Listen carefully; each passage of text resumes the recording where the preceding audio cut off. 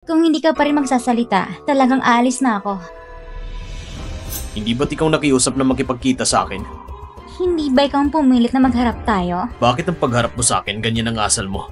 Bastos at walang galang. Lumuhod ka. Ang tapang mo sa babae Ganyan ka palagi. Kaya ka siguro magiging matandang binata. Ano? Ako kasi, naglakas loob harapin ka ngayon. Ayaw ko ng paligoy-ligoy pa. Diretso tayo sa usapan. Wang Ye, kung pakakawalan niyo lang ang pamilya ni Dr. Lin, sabihin niyo lang gusto ninyo. Si Lin Xingyuan ay may kasalanan. Hindi ako namimilipit ng batas. Hindi mo ba talaga matanggap na hindi mo ako nakuha, kaya gusto mo ipapatay si Dr. Lin? Wang Ye, ano ba talagang gusto mo? Sabihin mo ng malinaw. Wala akong gustong gawin. Sinusunod ko lang ang batas. Maniniwala ba ko dyan? Huwag mo kong lukuhin. Ganun ba? Ibig sabihin, ang buong pamilya ng Lin ay siguradong mamamatay na? Sige, kapag patay na siya, bukas o sa makalawa, papakasalan ko na lang si Bo Shen. Total sa mundong ito, hindi naman nauubos ang laging pwedeng pakasalan. Subukan mo lang.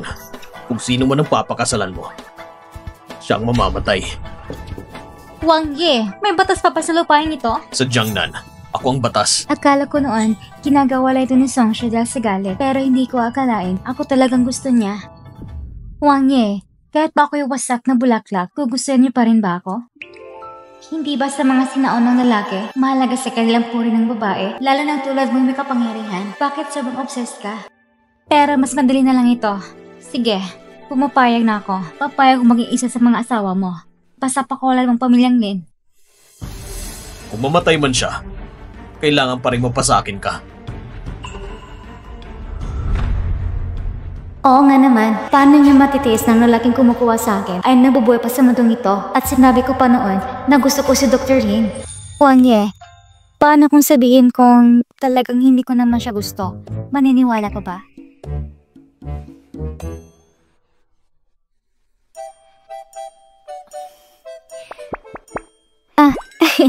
Sa totoo lang, kaming dalawa ni Dr. Lin, hindi naman talaga kami nagtalik. Dumating kasing buwan ang dala ko kagabi, kaya hindi pwedeng ganoong bagay. Kung ayaw mong maniwala, pwede mo ipa-exam sa matrona. Nagmadali ako magpakasal, nagkunwari nagtalik. Ang totoo niyan, ginawa ko lang yun para mainis ka. Ayaw ko talaga makapasok sa palasyo mo. Nangangako ako, kami ni Dr. Lin ay malinis na malinis pa. Talagang hindi ko siya gusto. Ginawa ko lang siyang panandaliang panangga. Bakit ayaw mo magpakasal sa akin? Ikaw kasi ay may kapangyari at maimpluwensya. Matipon at gwapo. May talino sa palinsini at tigbaan. Anong babae ba ang hindi man kakagusto? Talaga ba? Ang sinabi ko'y totoo. Sa totoo lang, umahanga rin ako sa inyo. Gusto ko rin kayo. Pero ako'y duwag. Natatakot ako na pag pumasok ako sa palasyo ninyo, baka pihinang ako. Ako'y galing sa simpleng pamilya lang. Walang maaasahan sa akin. Kapag napasok ako sa palasyo, sa hinaharap, ano pa ba mabuting araw matitira para sa akin? Kaya nga, hinahanap ko si Dr. Lin para tulungan ng umarte sa isang palabas. Ay. Wang Ye, paniwalaan mo naman ako. Sa puso ko, nandito ka talaga. Talaga ba?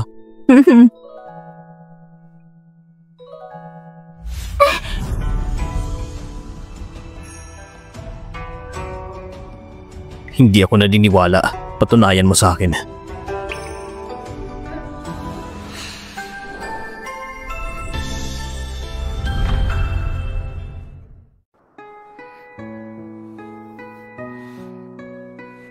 Naghali ka na, niyakap na rin. Ganito kalaki isinugal at ibinigay. Napakalma na pansamantala si Songxue.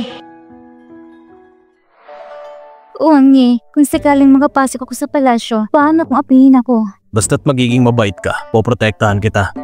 Walang sino man ang maaaring umapi sa'yo. Kung ganun, kahit gaano karami pang babae mo, kailangan mong ipangako na hindi ako aapihin. Sige, ipapangako ko.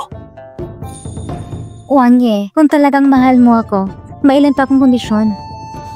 Sabihin mo. Ilan ang dinalang regalo mo para sa kasunod ngayong araw? 36. Hindi pwede. Gusto ko 48. Talagang anak ng mga angalakal. Sobrang pagkagahaman sa pera. Hindi naman kapos sa pera ang palasyo ng prinsipe. Sige. Kahit ako'y magiging kinakasama lang, hindi mo ako pwedeng baliwalain. Pumili ka na isang maswerteng araw at ikaw mismo ang dapat susundo sa akin. Isang prinsipe, susundo sa isang kinakasama. Parang medyo... Sige na, pwede ba, Wang Ye? Sige, pumapayag ako. May iba ka pa ba gusto? Meron pa. Gusto ko ng karusang may walong tagapasan. Katulad ng sa pangunahing asawa? Sige, pumapayag ako.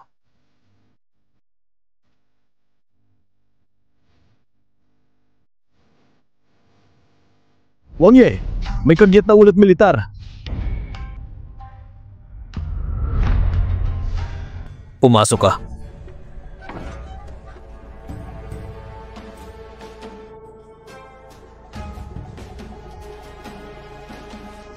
Magpapakasal tayo sa loob ng 5 araw. Wang Ye, masyado ka naman nagmamadali. Bakit hindi sa loob ng 3 araw na lang? Kasi nandyan pa kasi ang dalaw ko, pero hindi mo ako mahahawakan. Mamamatay ka ba sa panggigigil? Wang Ye, huwag mong kalimutan si Dr. Lin. Pakawalan mo ang buong pamilya niya. Ibalik mo ang kanilang pangalan sa linis. Sige po. Bigyan mo rin ako ng kaunting salapi. Bibili ako ng mga alas at damit.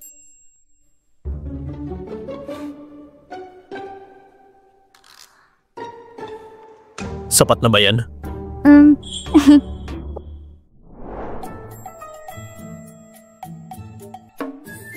Wang Ye, masyado ka namang mabait sa akin. Aalis na ako. Huwag mong kalimutan, kailangan mong sundin ang paraan ko ng pag-aasawa. Bawal magkulang ha.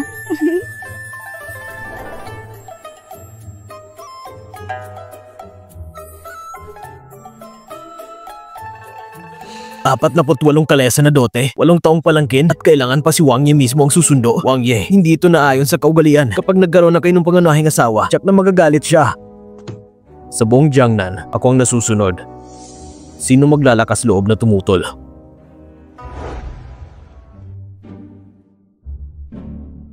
Miss, hindi ba naging maayos ang tungkol kay Dr. Lin? Ang sabi, papakawalan na raw siya agad. Ibabalik na ang kanyang pangalan sa linis. Pero mukhang hindi ka masaya. Ako, ginamit ko ng aking kagandahan. Pero sa huli, hindi pa rin ako nakatakas sa tadhana na pagiging isang kinakasama. Ha? Anong balak mo ngayon? Sa loob ng 5 araw, darating ang prinsipe para sunduin ako. Balak ko sa loob ng 3 araw, tatakas ako palabas ng lungsod ng Linan. Tatakas ako palabas ng lungsod ng Linan. Tatakas ka palabas ng Linan? Huh? Miss, nagbibiro ka ba? Ito, ang pera na ko kay Songshi. Itago mo ng maayos. Kapag lumipat ka sa ibang lugar, mas maiging may pera kang dala. Hindi lang yon ang magpakasal sa pagiging kinakasama sa palasyo, kahit pa maging asawa ng prinsipe o maging imperatrice ng emperador, ang babaeng ito hindi kailanman papayag. Kapag may pumipigil sa kalayaan ko, paglalaban ko, kahit ikakamatay ko pa. Ako na isang taong may mataas na pinag-aralan, isang professional. Paano ko papayag na maging ibong nakakulo sa hawla? Ang tanging nais ko ay malibot ang buong mundo at makita ang ganda nito na may kalayaan. Ang tema ngayong araw, tumakas mula sa lungsod ng Linan. Paano kung hindi tayo magatakas at mahuli tayo ng prinsipe? Baka mapugutan tayo ng ulo. Kung ganoon, pupunta na lang ako sa palasyo at magiging isa sa mga kinakasama ng prinsipe. Magkukulong sila ng palasyo. Kapag dumating ang prinsesa at mga asawa, baka pilang nila ako, papulurin ako, sasampaling at tutusokin ng karayong. Paano ako mapasama ang loob nila sa akin at tasunin ako? Tay, Nay, ni bangkay ko, hindi nyo na makikita. Gusto nyo ba yon? Ang mahal ko si Jiao Jiao ay mapupunta sa ganong kapalaran. Huwag tayong papayag na ikakasal siya sa palasyo. Anak, susundin namin ang gusto mo. Ang anak ng pamilya Su ay ikakasal sa prinsipe ng Jiangnan. Isang anak lang na mangangalakal pero naging mahalagang kinakasama ng prinsipe. Napakalaking swerte niya. Narinig ko, yung anak ng Su family, isang mga akit lang daw talaga. Kung hindi, paano niya napapaibig ang prinsipe ng Jiangnan? Dahil lang sa isang kinakasama, nawasak ang napakaraming tuntunin. Yung magiging prinsesa sa inara, baka mamamatay sa inisyon. Alis na tayo. Miss, paano lang nagagawa magsalita ng ganyan? Huwag kayong magalit. Hindi naman ako galit. Talaga bang karapat-dapat ang prinsipe? Minsan ayaw niya malugi. Kahit anong effort ko kahapon sa pag-arte, nakipaghalikan at yakap ako sa kanya, hindi pa rin niya tinatanggal ang kanyang pagdududa. Sa tingin ko, malamang si Songshu ay nagpalaganap ng chismis na ito. Bakit niya ginagawa yun? Ano pa nga ba? Para i-pressure ako? Para wala na akong mapagpipiliang daan? Sa uli, siya lang magiging sandigan ko. Si Songshi, hindi siya naniniwala na magbabago agad ako ng isip. Kaya pinalabas niya balitang ito para pilitin ako na huwag na mag-asawa ng iba. Sa kanya lang ako aasa para sa pagmamahal. Kung hindi, bilang isang kilalang babae sa palasyo, Jack, ako ang magiging pinakamainit na kinaiinisan ng prinsesa at iba pang mga kabiya.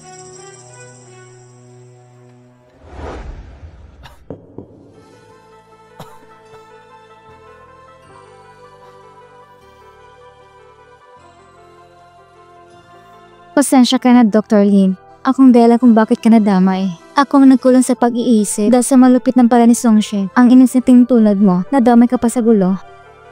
Ayos lang ako, hindi mo kailangan mag-alala para sa akin. Isa akong manggagamot. Alam ko ang kalagayan ng sarili kong katawan. Jiao, pag gumaling na ako, magpapakasal na tayo. Dr. Lin, hindi natin kayang labanan si Songshi. Isa siyang prinsipe ng Jiangnan. Buong Jiangnan ay sakop niya. Hindi ako natatakot kahit gaano siya magkapangyarihan. Hindi niya pwedeng agawin ang asawa ng iba. Jojo, ikaw lang ang mahal ko sa buhay ko. Hindi ba't nangako tayo?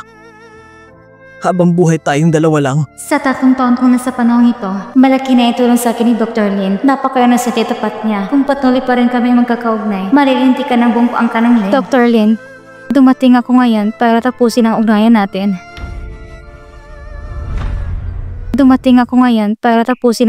natin. Dahil sa pansariling interes, nagamit kita minsan at nasaktan ka pa. Kung ipapapatuloy pa natin ito, hindi titigilan ni Songshi ang pamilya Lin. Kaya mula ngayon, puputulin ko na ang ugnayan natin. Iyan na rin ang parang kung para masukli ang kabutihan mo.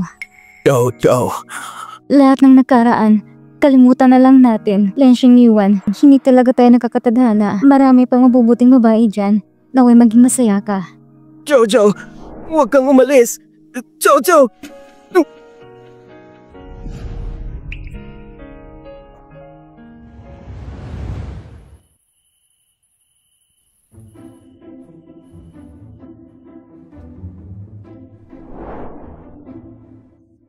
Miss, mag-ingat po kayo. Madulas ang lupa. Kanina, pumunta si Miss Su sa pamilya Lin para bisitahin silang Xingyuan. Pumunta siya doon para isauli mga alay sa kasal mula sa pamilya Lin at tuluyang pinutol ang ugnayan nila nilang Xingyuan. Si Miss Su naman talaga, hindi naman siya interesado sa kanya. Hindi naman siya nalungkot o nasaktan. Sige na nga, hayaang mabuhay pa siya.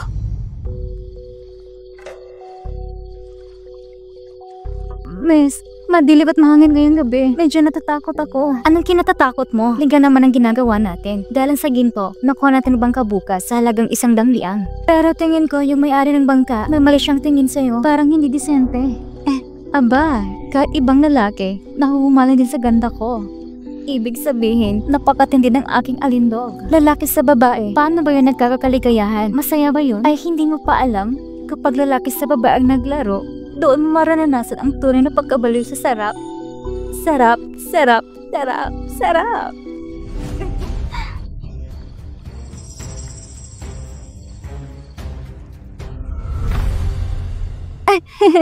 Prinsipe, anong ginagawa mo dito? Ilang bastos na aklat ba ang nabasa niya? Pati ang tungkol doon alam niya, pati ang saya sa paglalaro alam niya rin.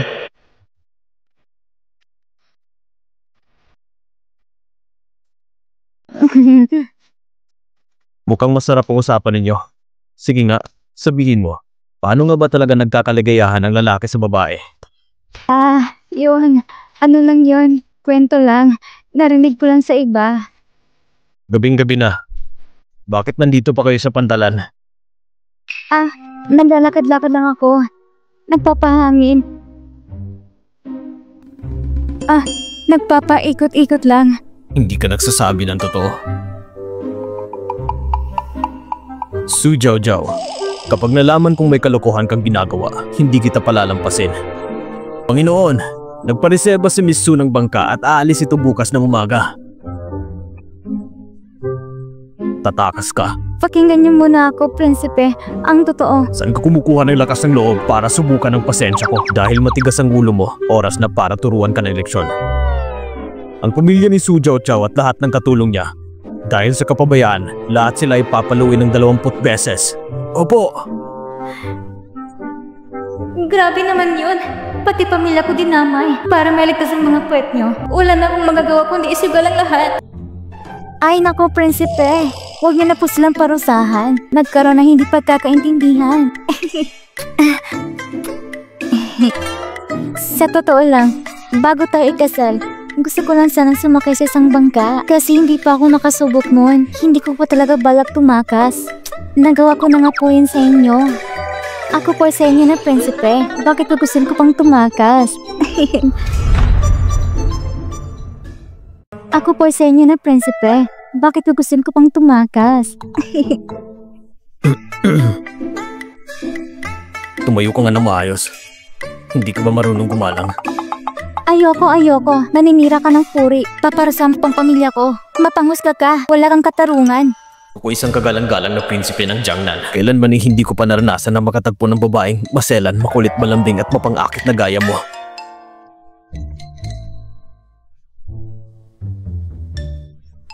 Kayong dalawa, talikod.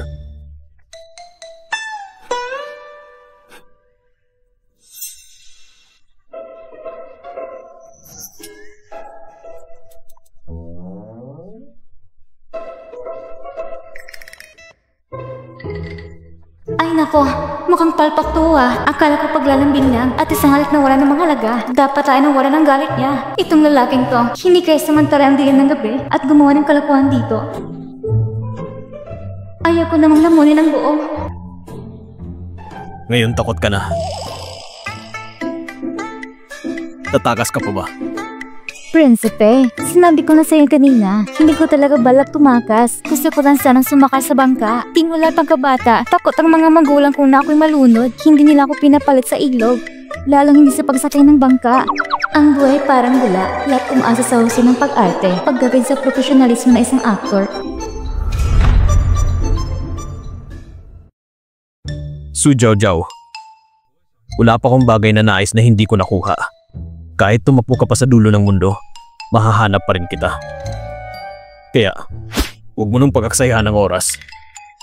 Hindi naman ako tanga. Wala nang ibang lalaki sa buong mundo na kasing galing mo, prinsipe. At saka, hindi ba tanga ko ka noon na paliligayahin mo ako at hindi mo ko papabayaan na sakta ng iba? Gusto ko nga, bukas para maging asawa mo na ako para araw-araw tayong magkasama.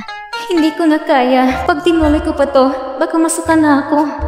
Malamig na ang gabi. Umuwi na tayo. Teka. Dali na ako ng lahat. Ang pamilya at mga utusan ko, hindi na siguro kailangang parusahan, di ba? Depende sa asal mo. Asal? Asal mo rin. Sirap ulong lalaki. Hudas ka. Itutuloy pa ba tong parusa? Masakit na kahit wala pang palo. Napagalitan ng babae at sinabihang makitid at hindi makatarungan. Pero ang prinsipe hindi nagalit. Tsaka pinakulong na yan. Ano ba? Anong ginagawa mo? Wala ka ba talagang pakiramdam?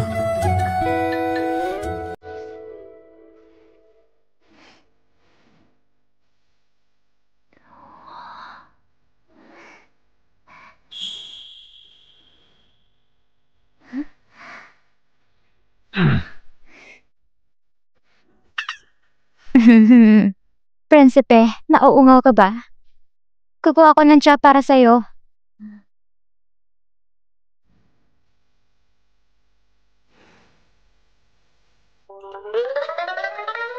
Gago talaga ng lalaking to. Nagpapahintay pa para suyuin ko siya. Sabi pa hindi raw babaero. Kalokohan. Hindi ba ako nakakakita na ganito kalibog?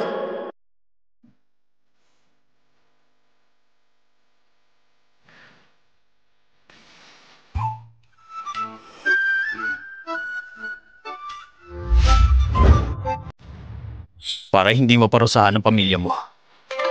Sige na nga. Oras ng umarte. Prinsipe, ang gwapo-gwapo mo po. Gustong-gusto kita. Sana sa mga mata mo, ako lang makikita mo.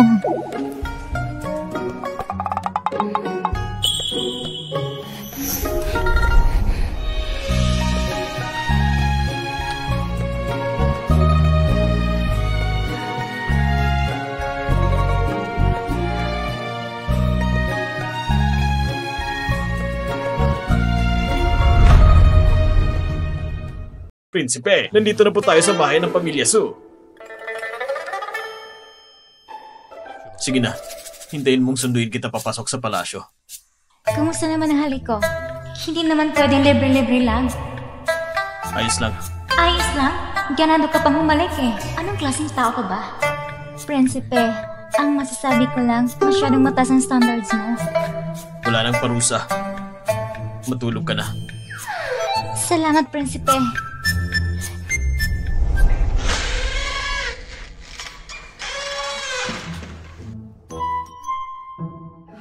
Jojo, ano na?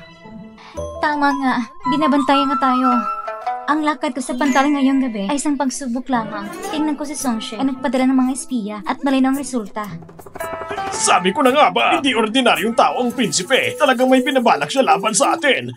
Ngayon, ang pagtagas natin ay mas lalong magiging mahirap. Ang sistema ng ilog sa Linan ay napakakomplikado. Sa totoo lang, ang pinakamadali at pinakamabilis na rota ay ang daang tubig. At ito mismo ay inaasahan ni Songshe. Maigpit ang pagbabantay. Hindi talaga pwede ang daang tubig. Jojo, itutuloy pa ba natin ang pagtakas? Oo, syempre. Kailangang tumakas. Hindi ako papayag maging pangalang asawa lang. Asawa ko, bilis, bilis, bilis. Sutuin mo lahat ng manok, baboy, pato at gansa. Lahat ng puta, ilabas mo. Itong ulo ko. Hindi ko alam hanggang kailan pa ito nandyan. Habang buhay pa ako. Gusto kong kumain ng marami. Tay, Nay, naaalala ko na. Huwag kayong mag-alala. May plano na ako. Siguradong walang sablay. Makakatakas tayo ng ligtas.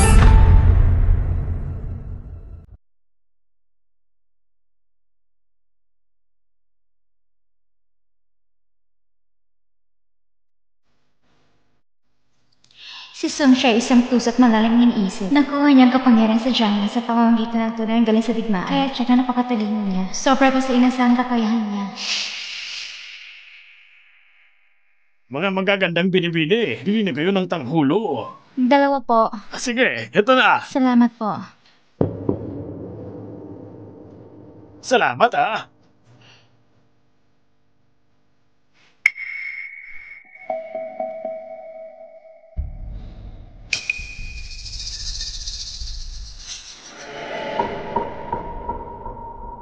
Yung tipo ng taong ganito, lahat ay pinag-iisipan. Napakalalim ng galo at plano.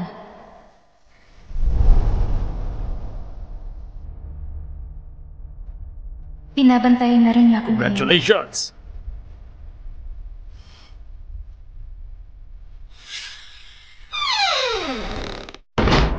Kung gusto ko talagang tumakas sa liwanag ng araw, hindi magiging madali.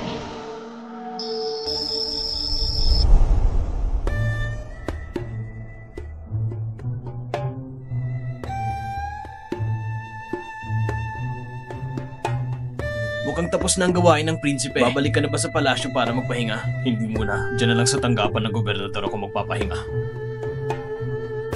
Kumusta na siya? Si Miss Sue hindi lumabas sa bahay buong araw. Siguro ibala siya sa kanyang silid. Tinaasikaso ang kasuotan para sa kasal. 2 araw na lang. At magiging asawa ko na siya. Siya ay magiging akin. Tara, puntahan natin ang bahay ng Pamilya Sue. Pero curfew na ngayon.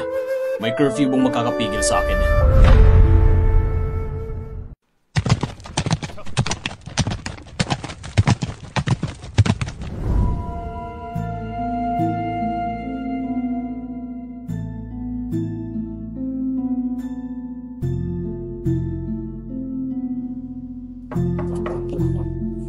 Jojo, ako ito.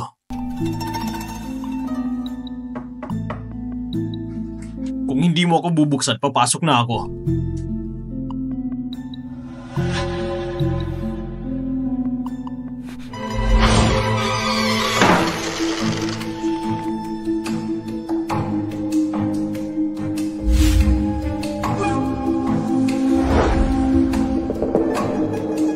Janghoy!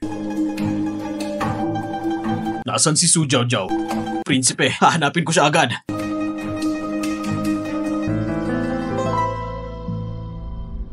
Bilis! Halugugin niyo ang buong mansyon. Hanapin niyo si Miss Su. Opo!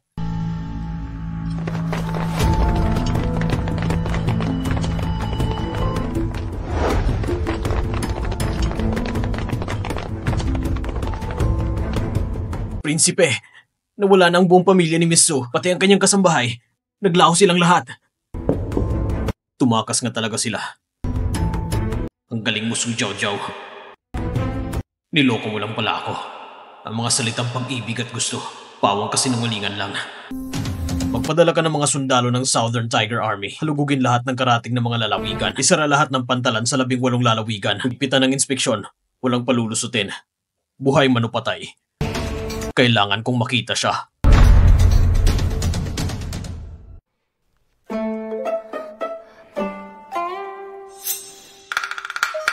Kahit piyas ang mga anino ni Songshi sa pagkikipaglaban, wala naman silang extra eyes. Na hindi nila naisip ng matandang babae ako pala. Tara na. Bilisan nyo.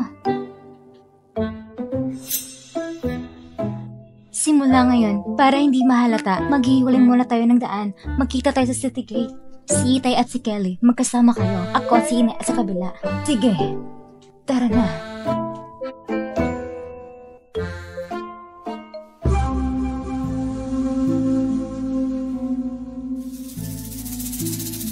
Prinsipe, isa lang naman ang babaeng tumakas. Wala ka bang mahanap na iba? Ang daming babaeng may 2 paa sa mundo. Kapag may gusto ako, hindi ko pinapalampas. Pero ano itong nangyari ngayon? Nagpadala ka ng 10,000 sundalo, pati ang palasyo ay nabahala na. Matagal ka ng pinagdudahan ng itaas. Kahit mainis pa sila, anong magagawa nila sa akin? Prinsipe, di na kailangan pang masyadong magabala dahil lang sa isang babae. Huwag mong sirain ang buong plano. Kahit ano pa man, kailangan maibalik sa akin ang babaeng yon.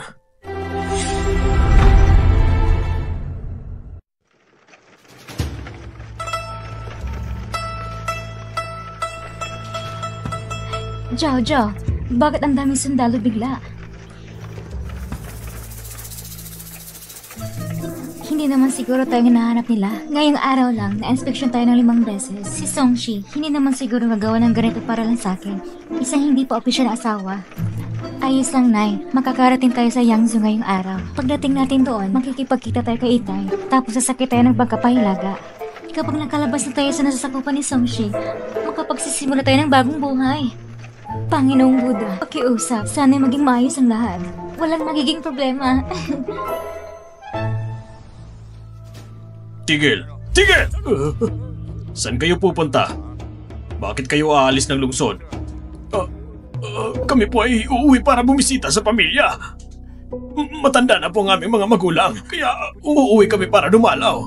Di mapalagay ang loob namin. Likas naman sa taong mag-alala. Pagdalaw sa pamilya, sa edad mong yan, may matanda pa bang buhay sa inyo? Bakit parang ang sagot mo ay putol-putol at may tinatago? Sabihin mo, may tinatago ba kayong sekreto? Wala talaga.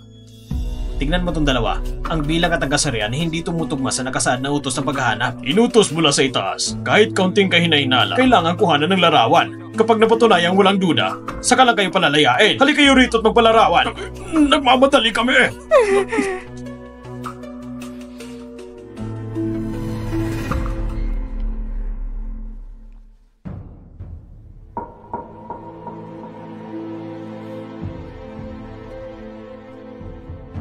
Prinsipe, oras na para kumain.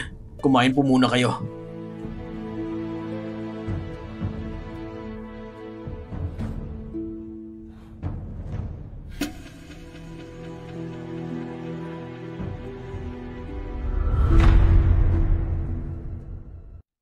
Prinsipe, 2 beses na po kayong hindi kumain. Kung magpapatuloy ito, baka hindi nakakayanin ng katawan mo. Kahit mahanap niyo pa si Binibining Su, baka wala na kayong lakas para puntahan siya. Itong dalawang ito ay parehong lalaki. Isa ay mahigit 60 anyos. Ang isa naman ay nasa 30 anyos. 4 ang tumakas mula sa pamilyang Su. Isa lang doon ang lalaki. Hindi tumutugma. Hindi talaga. Bakit hindi pa dumadarating si tatay mo? Baka may nangyaring masama. Imposible. Sila dapat ang pinakaligtas. Ayos lang, huwag magpanik. Baka dumating sila ngayong araw o bukas.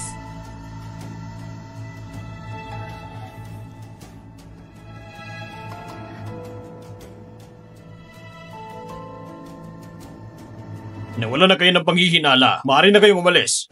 Maraming salamat po. Maraming salamat talaga. Ayos ka lang ba, tay? Itong lalaking ito ay parang duwag. Parang babae ang kilos. Tumayo kayo.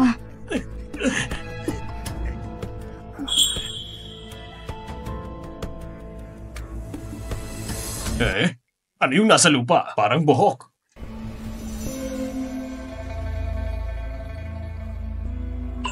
Peke ang bigoteng ito! Kayong dalawa! Habulin sila!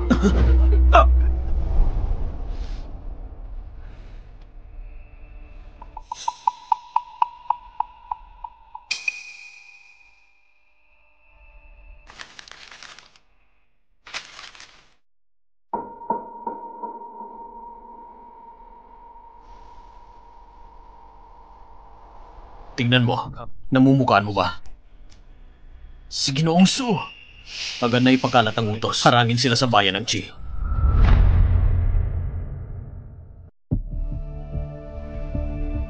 Teka lang po, nasaan na pong palabas ninyo?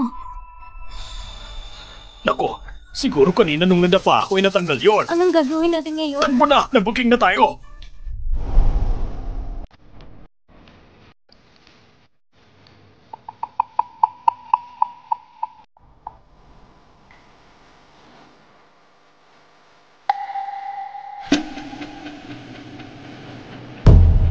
Naghiwa-hiwalay sila ng kilos. Su Jiao Jiao. Tulso ka talaga. Buti na nga dumating na kayo. Bini-bini, asawa pala. Akala namin hindi kami makakali sa station. Grabe, muntik na talaga. Nawala ni Ginoong kanyang balbas. Hinahabol kami ng mga alagad ng batas. Tapos si Ginoo nagkamali pa ng daan. Lumihis kami papunta sa isang makitid na daan. Pero sa hindi sinasadyang paraan, nakayos kami sa mga sundalang humahabol. Kaya tayo, kailangan nating umalis agad. Bakit bigla na lang nilang isinara ang lungsod? Ganito karaming taong hindi pinapalabas. Paano ng kabuhayan natin? Ang ina ko'y may sakit sa bahay at nagmamadali kong umuwi sakay ng karuwahe.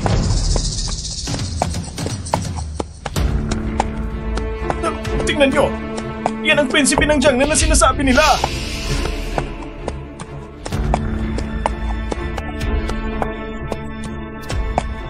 May utos ang kanyang kamahalan. Lahat ng kalsada ay sarado. Lahat ng lokal na residente ay nag-uutos na manatili sa kani-kanilang tahanan. Sino mang magpatuloy o magkubli ng dayo ay paparusahan ayon sa batas militar.